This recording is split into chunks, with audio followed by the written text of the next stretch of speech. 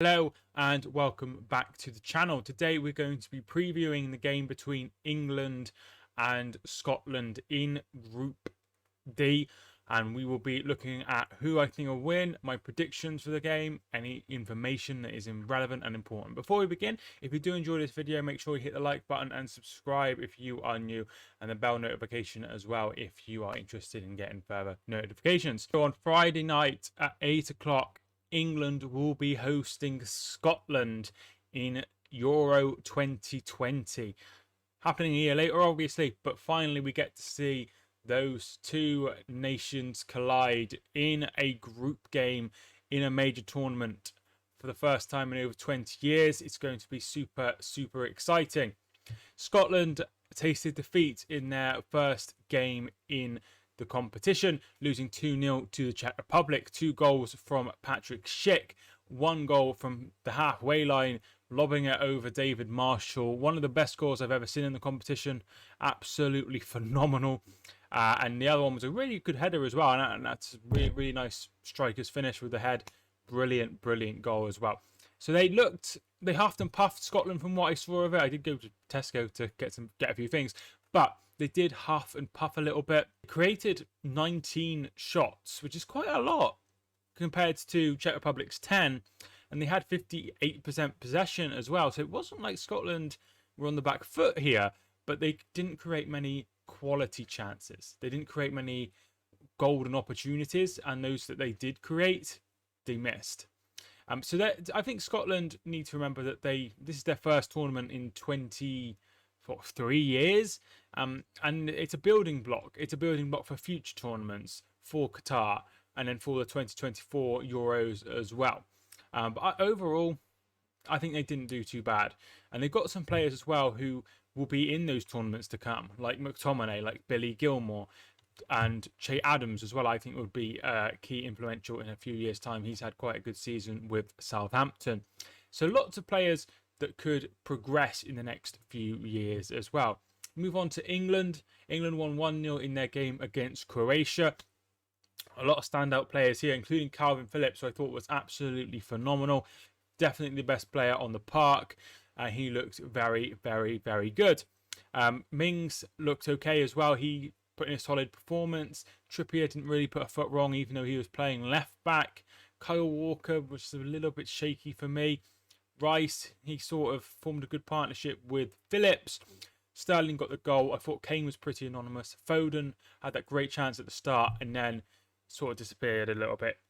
But lots of excitement for this England side. They're hoping to go deep into the competition again. And this group, I think, is a little bit harder than people give it credit for.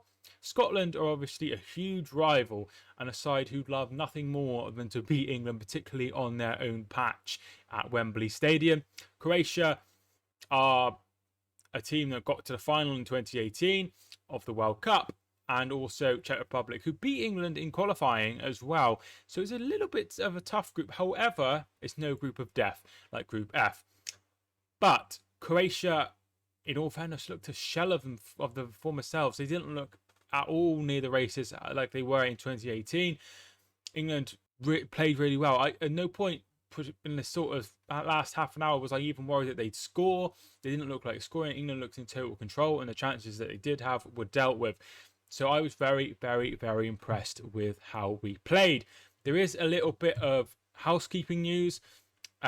Dean Henderson has picked up an injury and has withdrawn from the squad. You have to have 3 goalkeepers in the squad at all times. So he has been replaced by Aaron Ramsdale. So he'll be the 3rd choice. Sam Johnston will be 2nd choice to Jordan Pickford.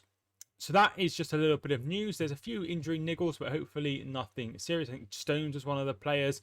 Harry Maguire is still injured, as is Jordan Henderson. Kane picked up that knock when he collided with the post as well. So hopefully they'll all be fit and raring to go.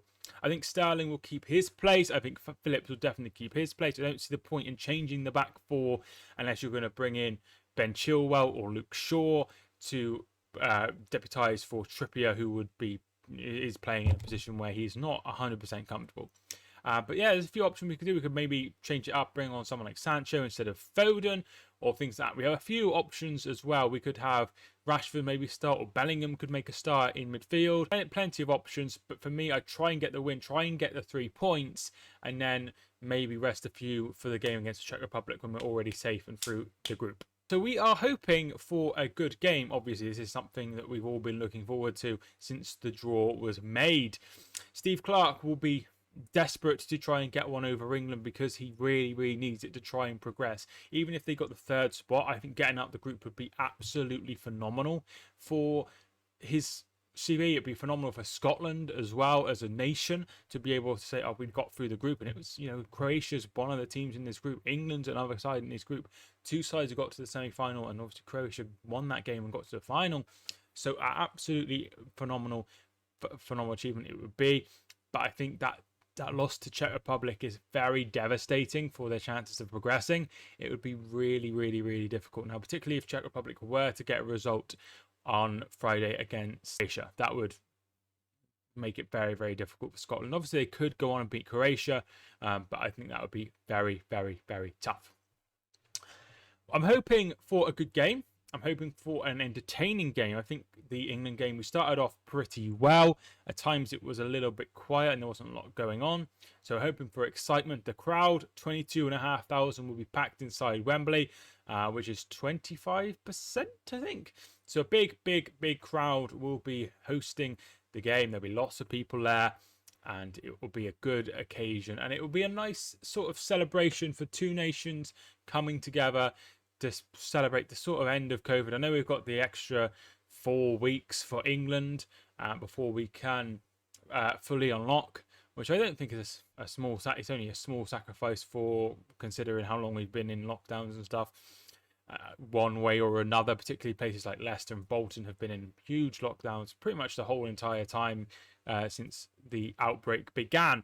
So it'd be nice for them. Hopefully Scotland can bring down a few fans as well. It'd be a brilliant occasion, and I'm hoping for a brilliant game. But in terms of predictions, I think it will be a England win. I think England will beat Scotland. I don't think I can see Scotland getting a result here. I just think England are much better than Scotland, and that's no disrespect to Scotland. There are players in the Scottish team that I would have in a heartbeat. I would love to see. So Andy Robertson is a brilliant player, as is Kieran Tierney, as is someone like Billy Gilmore. It would be brilliant if he was English, but they are Scottish. So they've got some good players, and I think one thing that English fans do is sort of dismiss that any of players from Scotland or Wales could get in the England squad. I'm not saying any of those players would start. I think Robertson would start, but they'd all be involved in the England setup. Tierney would be involved in the England setup, and it's the same with other nations as well. And I feel like sometimes we're a little bit rude in that sense. If there was like a British side, there would be players from all over, and not just England. England would be the majority, but there would still be players from other nations, and I feel like that's something we are quite a little bit dismissive about. But yeah, for me, I'm going to go for a 2-0 win to England. I think England will get the victory here and progress to the last 16. It's the last 16, isn't it? And who could we have? We could have a lot of different sides, particularly at the moment when the Group F hasn't even kicked off. But I would be aiming to top the group. I know I've seen a few people be like, oh, we need to try and not top the group, try and finish second so we avoid playing runners up of Group F. But if we do that, we could face France in the quarterfinal if France were to win the group, and that would be a little lot more difficult. I'd be hoping to avoid France maybe until the final. So I would be aiming to top the group and try and get a victory over Germany or Portugal or Hungary, whoever finished runners up. And that is what I would be doing. So I would be going all out and trying to win every single game that we have. And we've already got the 1 game on the board. We need to try and beat Scotland as well. So I'm going 2-0 to England in a fairly comfortable win. However, I will go for a scare at the start. Maybe Scotland to hit the woodwork or something and create a tense atmosphere pretty early on. But my prediction is 2-0. Thanks so much for watching this video. If you did enjoy it, feel free to hit the like and subscribe if you are new. Notifications on as well for future videos. I'm going to be trying to pump up as much videos as possible during the next Premier League season to try and really grow my channel into a much bigger commodity. But thanks so much for watching. Hope you enjoyed. My name is Mike, and I will see you soon.